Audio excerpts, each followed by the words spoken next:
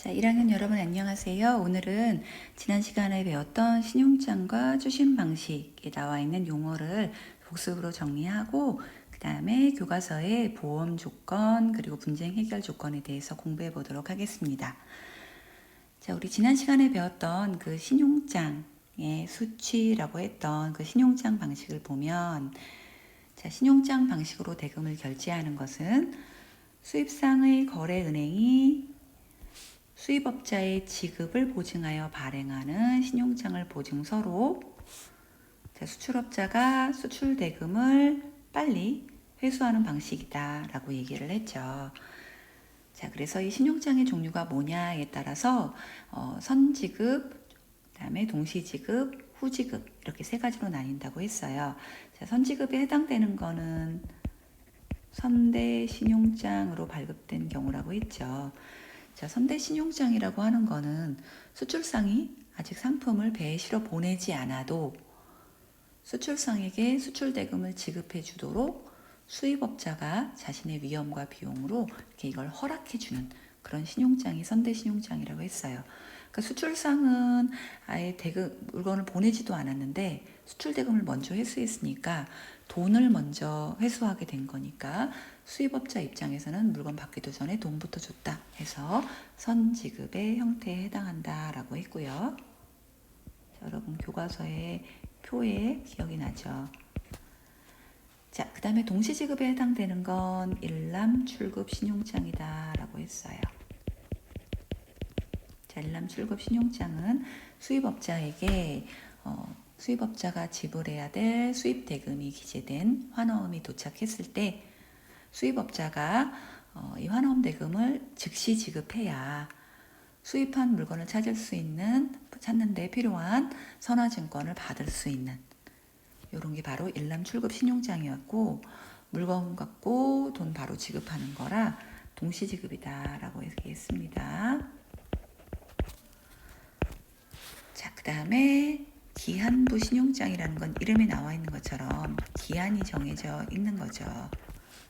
자, 기한부 신용장은 수입업자가 지급해야 될 환어음이 도착했을 때 수입업자가 이 환어음 대금을 나중에 기재된 그 일자 안에 30일 또는 60일 안에 대금 지급하겠다라고 약속만 하는, 즉 인수만 해도 수입한 물건을 찾을 수 있는 선화증권을 받을 수가 있다라고 했으니까 이때는 선화증권 먼저 받고 대금 지급은 나중에 하는 것이므로 후지급의 형태에 해당된다라고 얘기를 했습니다.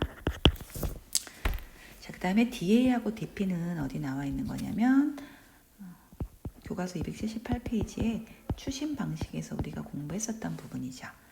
자, DA는 이 acceptance가 인수란 뜻이어서 얘가 인수 인도 조건이었고요. 자, DP는 payment 지불이잖아요. 그래서 얘는 지급 인도 조건이었어요. 자, 추심 방식은 신용장 방식과 다르게 은행이 수입업자가 지급해야 될 수입 대금을 수입업자를 대신해서 이렇게 받아다가 수출업자한테 전달해 주는 게 바로 추심 방식이다라고 했잖아요. 자, 이때 DA하고 DP로 나누는 경우는 일단 DP 같은 경우는 수출상이 발행한 환어음, 즉 수출상이 발행한 환어음은 자신이 수출한 대금을 청구하는 서류다라고 했죠. 자, 여기 도착을 했을 때 수입상이 바로 대금을 지급해야지만 운송서류, 즉 선화증권이 있어야 수입상이 수입한 물건을 찾을 수가 있잖아요. 자, 요거를 인도받는 조건이라고 했습니다. 그래서 수입상이 환어음을 제시받았을 때 수입 상품의 대금을 지불해야지만 화물 인수에 필요한 선적서를 인도하는 조건이다 라고 했어요. 그래서 이 지급 인도 조건은 그야말로 동시지급이다 라고 얘기를 했고요. 자, 인수 인도 조건은 수입상이 환어음을 제시받았을 때 대금을 지불하지 않고 단지 인수만 한다 그랬어요. 자, 단지 인수만 한다는 건 수입 대금을 나중에 지불하겠다라고 약속하는 것만으로 수입한 화물을 인수하는 데 필요한 서류를 인도받을 수 있다 그랬어요. 자, 그래서 이렇게 이렇게 적혀져 있으니까 이 정해진 날짜 안에만 지급하겠다고 약속하면 된다는 거예요. 자, 그러면 이 경우에는 대금 지급은 나중에 하고 선화증권, 화물을 찾을 수 있는 화물과 똑같은 의미의 선화증권은 먼저 받으니까 인수인도의 경우에는 후지급에 해당하는 거죠. 자, 이해가 잘 됐나요? 자, 그러면 이제 지금부터는 보험 조건에 대해서 공부해 보도록 하겠습니다. 자, 보험 조건은 이제 운송 중인 화물에 보험 계약을 누가 어떤 조건으로 부보해야 하냐 해야 되는 건데 정하는 조건이다라고 했는데, 부보라는 건 뭐냐면 이 보험에 가입하는 걸 말합니다. 어떤 보험으로 가입해야 되냐. 자, 근데 뭐라고 했냐면 매도인, 즉 수출상이 매수인을 위해서 보험을 가입하는 경우에만 이 수출상과 수입상 계약 당사자 간에 보험을 어떤 조건으로 가입할까에 대해서 서로 의논해서 결정해야 된다 라는 것입니다. 자, 선생님이 요거를 이해하기 좋게 그림으로 한번 그려봤어요. 자, 일단 여러분 우리가 알고 있는 본선 인도 조건과 그 다음에 운임보험료 포함 인도 조건을 볼게요. 자, 본선 인도 조건 같은 경우에는 수출상이 자기 나라의 수출국의 수출항에서 상품을 배에다가 실어주기만 하면 위험과 비용이 여기서 끝난다 그랬어요. 여기가 분기점이에요. 본선의 선상, 분기점입니다. 자, 그러면 이 이후에 발생할 비용과 위험은 수입상이 부담을 하게 되는 거죠. 자, 그러니까 사실상 요 가져가는 요 길에 수입상이 자기가 자기 물건 가져가는 거니까 자기가 위험을 감수하고 보험을 안 들면 그냥 안 들 수도 있는 거예요, 사실.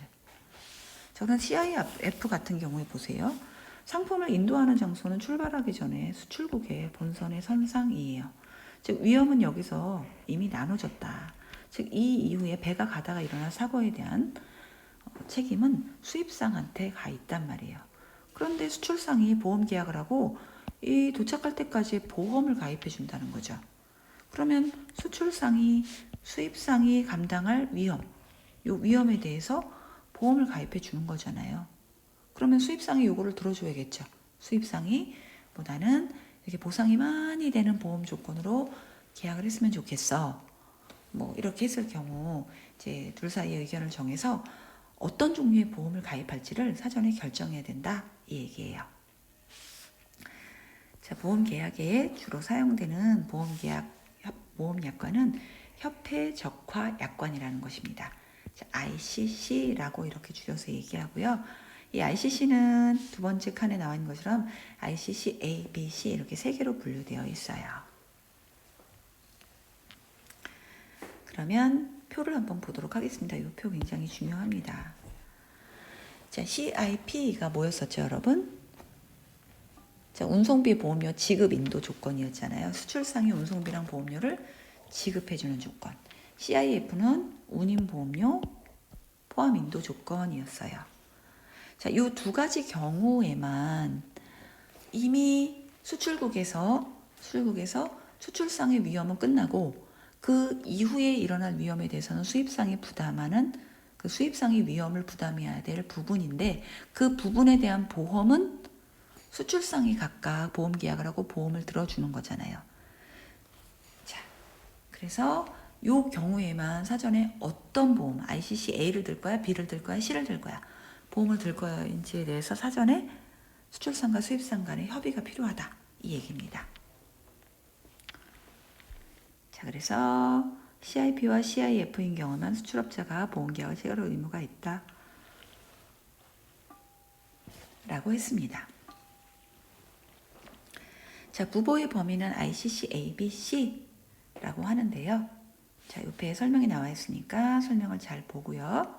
자, 요 보상이 많이 되는 순서대로 한다면 요렇습니다. A가 보상이 제일 크고 그 다음은 B, 그 다음에 C가 가장 보상의 범위가 적은 보험이에요. 자, 보상의 범위가 적으면 당연히 보험료가 싸집니다. 보험금이 작아지니까요. 자, 부보하는 금액을 보겠습니다. 자, 부보하는 금액은 즉 보험을 어떤 금액으로 가입하냐라고 했는데, 자, 이 부분 좀 중요합니다. 특별한 약정이 없는 한은 송장 가액의 110%를 부보한다라고 했는데, 이건 무슨 말이냐면 수출상이 수입상한테 예를 들어서 $1,000어치 수출을 하기로 했어요. 그러면 이 수출을 파는 이 물건의 가격 총액이 $1,000거든요. 그런데 보험 계약은 몇 달러로 한다? 보험 계약은 자, $1,000짜리를 $1,000 보험을 가입하면 100% 가입한 거고요. 여기 110%니까 10%를 더 해줘야 돼. 그럼 $1,000에 10% 하면 어떻게 되죠? $100가 되잖아요. 그러니까 이 보험은 $1,100로 보험 가입을 해야 된다라는 뜻입니다. 자, 왜 이렇게 하냐면 $1,000만큼 물건을 샀는데 이 $1,000어치 물건이 만약에 수입국에 가서 팔렸을 때 여러 가지 얻게 될 이익이라는 게 있잖아요. 자, 이런 이익을 갖다가 우리가 희망이익이라고 하거든요. 그러니까 아무 사고 없이 가서 물건을 팔았을 때 보통 우리가 인정할 수 있는 희망이익이 10% 정도 된다. 그러니까 만약에 상품이 이제 멸실이 돼서 쓸 수 없게 되었을 때, 자, 이때 손해보는 금액은 단지 $1,000가 아니라 이걸 팔았을 때 얻어지는 이익은 희망이익을 포함해서 $1,100만큼 손해가 나는 거다. 이런 생각을 가지고 있는 거죠. 자, 그래서 송장 가액의 110%, 송장 가액의 100% 플러스 희망이익 10%. 네, 이렇게 해서 보험을 가입하게 된다. 그런 얘기예요. 자, 그럼 이제 해상에서의 손해와 보험의 부보에 대해서 알아보도록 하겠습니다. 자, 여기부터는 선생님이 배부했던 프린트의 내용이에요. 자, 해상에서 일어날 수 있는 손해는 크게 4개로 분류했어요. 자, 전손, 분손. 자, 일단 전손과 분손 2개로 분리했는데요. 전손은 전부 손해의 약자예요. 분손은 부분 손해의 약자입니다. 이 전손에는 다시 현실 전손과 추정 전손이 있고요. 자, 분손에는 공동 훼손과 단독 훼손이 있습니다. 자, 그러면 이 단독 훼손은 또 다른 말로 뭐라고 하냐면 분손이라고도 하거든요. 자, 여기 그림이 조금 잘못됐는데 일단 보상의 범위가 가장 적은 보험인 분손 부담보 조건인 경우에는 여기까지만 보상을 해주는 거예요. 3가지만. 단독 훼손은 보상하지 않아요. 그래서 이름이 분손. 자, 단독 훼손의 다른 말이 분손이라고 있다고 했잖아요. 분손은 담보하지 않는다. 우리 지급의 반대말 부지급이잖아. 담보의 반대말 부담보예요. 분손은 담보하지 않는 조건이다 라고 합니다. 자, 여기서 담보라는 건 보험회사가 보상을 해준다라는 뜻이고 부는 아니다라는 의미라고 했죠. 자, 이 조건은 옛날에 보험 조항에 FPA에 해당하고, 자, 지금 협회 적과 여건에서는 ICC에 해당한다라고 볼 수 있습니다. 자, 이거보다 조금 보상의 범위가 넓어지는 거는 분손 부담보가 아니라 이번에는 분손 담보 조건이 되는 겁니다. 자, 분손 담보 조건은 이 4개가 다 포함이 되는 거예요. 단독 훼손까지도 보상을 해주는 거죠. 자, 마지막으로 그래서 분손 담보 조건은 옛날 약관에는 WA, 자, 협회 적화 약관에서는 ICC, B에 해당한다라고 볼 수 있어요.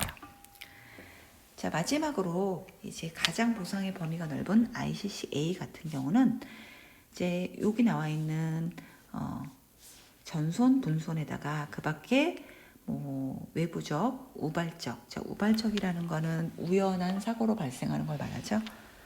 즉 보험회사가 책임지지 않는 걸 갖다 면책보험이라고 얘기를 합니다. 자, 이 면책의 범위에 해당하는 거를 제외하고는 모든 위험에 대해서 보상을 하는 가격 조건이에요. 1, 2, 3 모두를 보장하고 이름이 전위험 담보 조건입니다. 자, 전위험 담보 조건은 그 약관에서 AR이라고 하는데, 자, A는 O를 뜻하고요. R은 리스크를 뜻합니다. 모든 위험에 대해서 다 보상을 해준다라는 의미예요. 자, 자, 요거는 협회 적과약관 ICC-A에 해당돼요. 자, 그러니까 ICC-A가 가장 보상의 범위가 넓고요. 그 다음은 B, 그 다음은 C 손이라고 생각하면 됩니다. 자, 그럼 아까 해상에서의 손해를 설명했었는데 이 해상에서의 손해가 이렇게 4개로 분류된다고 했잖아요. 이게 어떤 건가 한번 얘기해 줄게요. 자, 요거를 갖다가 우리가 이해하기 위해서는 선생님이 지금 여기 기재한 요 보험에 관련된 용어를 여러분이 좀 알아야 될 필요가 있어요. 자, 보험에서 보험자라고 하는 것은 보험회사를 말합니다.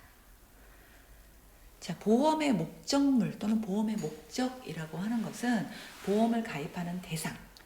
자, 물보험에서는 보험을 가입하는 물건을 보험의 목적물이라고 해요.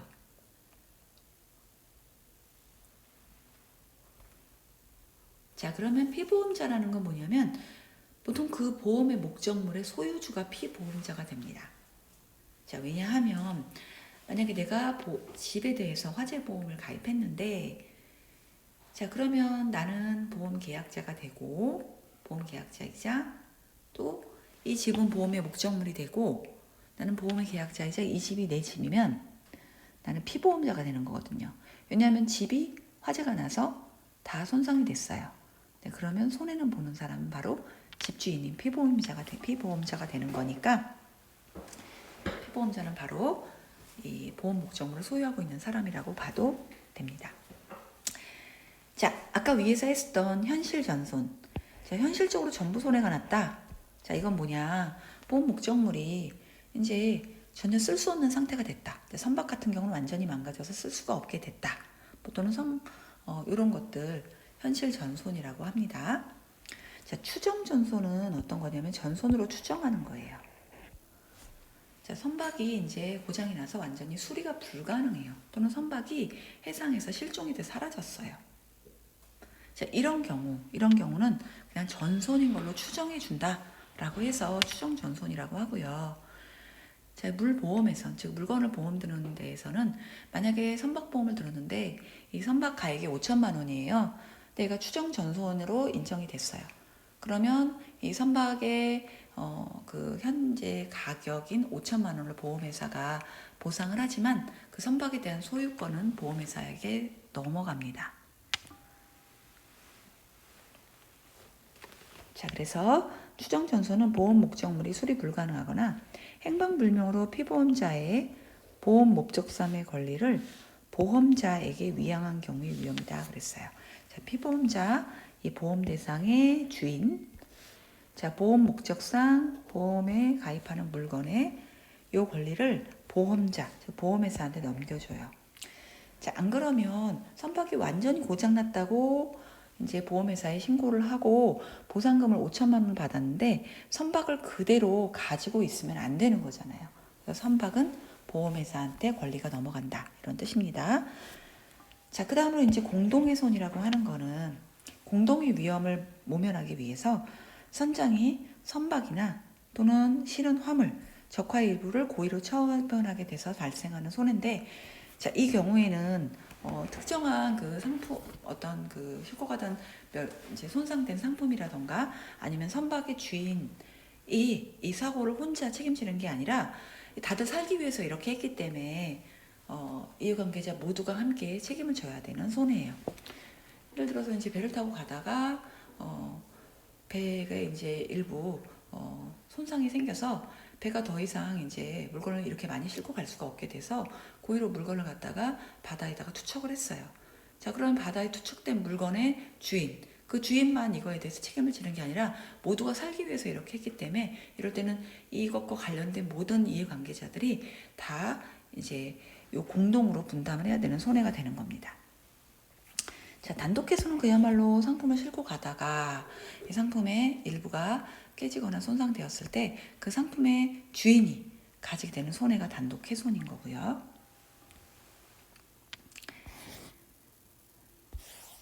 자, 그러면 여기까지 해서 해상에서 일어나는 손해의 종류와 이 손해에 따라서 어디까지 어떤 손해까지 보상을 해주냐라고 하는 이 조건에 대해서 다 설명을 했어요.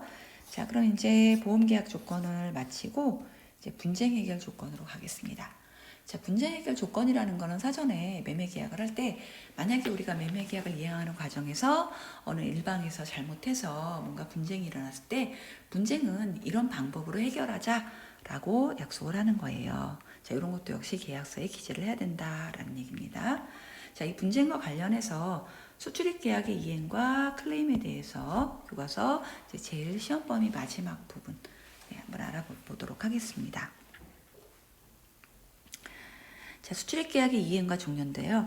사실 수출입 계약은 별도로 형식상의 어떤 그 기재, 문서로 남기는 게 것만이 이제 효력을 발휘하는 게 아니고 상대방 어떤 일방이 청약, 살래, 팔래 이런 청약에 그 반대편이 승낙을 하게 되는 의사표시만 해도 계약은 사실 성립되는 겁니다. 하지만 이런 걸 이행하는 과정에서 분쟁이 일어날 때를 대비해서 이제 매도인과 매수인이 구체적으로 거래 조건을 명기한 매매 계약서를 작성하게 된다는 거죠. 자, 그런데 이제 매매 계약서대로 이행을 하다가 제대로 이행이 안 됐을 때 어느 일방이 자, 이거에 대해서 이의 신청을 하는데 이런 걸 클레임이라고 얘기를 합니다. 자, 이 무효 클레임이 발생했을 때 해결하는 방법이 표로 교과서에 잘 나와 있어요. 자, 크게 두 개로 나누자면 당사자 간의 분쟁을 해결하는 바람직한 방법과 제3자가 끼어들어서 분쟁을 해결하는 방법이 있어요. 자, 이때 이 제3자인 경우에는 수출상과 수입상 그 어느 쪽과도 관련이 되어 있지 않은 완전히 중립적인 이제 위치에 있는 뭐 사람이나 기관이 되어야겠죠. 자, 당사자 간의 분쟁을 해결하는 방법은 가장 쉬운 방법이 청구권을 포기하는 거예요. 자, 내가 이거에 대해서 클레임을 걸었어. 나 이의 신청했어. 근데 이제 이거 안 할래. 그러면 해결할 필요도 없어지는 거잖아요. 그래서 가장 수위가 낮은 거라고 볼 수 있습니다. 자, 피해 당사자가 상대방에 대한 손해배상을 청구권을 포기하는 방법. 자, 화해는 그냥 누구의 어떤 중간 역할도 없이 둘 사이에 그냥 당사자 간에 원만하게 해결을 하는 방법이 화해예요. 자, 이런 것들은 당사자 간의 분쟁을 해결하는 방법인데 이렇게 해서 당사자 간의 분쟁 해결이 어려울 경우에는 제3자가 이제 중간에 끼어들어서 둘 사이를 이렇게 잘 화해를 시켜주는 방법이 있습니다. 자, 첫 번째 방법은 알선이에요. 자, 알선은 그야말로 중립적인, 즉 어느 편도 아닌 제3자가 당사자한테 이렇게 하니까 둘이 화해해라 라고 화해를 권고하는 방법입니다. 자, 조정이라고 하는 거는 중립적인 제3자가 당사자에게 조정안을 제시를 해주는 거예요. 어떻게 하는 거냐면 자, 손해를 본 측에서는 내가 100달러어치 손해봤다. 네가 100달러만큼 물건이 손상됐으니까 너 100달러를 갖다가 나한테 보상해라 라고 요청을 했을 때 이제 수입상에 우리는 100달러를 줄 수 없다. 이래서 이제 분쟁이 생기는 거잖아요. 자, 이럴 때 이제 가운데서 그럼 50달러로 지불하는 걸로 해서 이제 이러한 지금 클레임을 마치자라고 했을 때 둘이 50달러의 동의 이렇게 하게 되면 이제 조정이 성공하게 되는 겁니다. 하지만 이 조정안이라고 하는 거는 꼭 따라야 할 의무가 없어요. 즉 법적인 구속력이 없다는 겁니다. 자, 근데 그 다음으로 이제 좀 더 강도가 높아지는 중재. 자, 중재는 제3자에게 판단을 맡기고 그 판단에 따라 해결을 한대요. 그러니까 중재는 둘 사이 예를 들어서 50달러로 서로 그냥 퉁치자 이렇게 얘기를 해놓고 요거를 어느 한쪽이 조정하는 안 들어도 되지만 중재는 이거를 들어야 하는 법적 구속력이 있다는 겁니다. 자, 마지막으로 소송이에요. 소송은 이제 결국은 아무것도 이제 위에 있는 절차로는 해결이 안 돼서 당사자 일방이 이제 법원에다가 소장을 제출하는 거죠.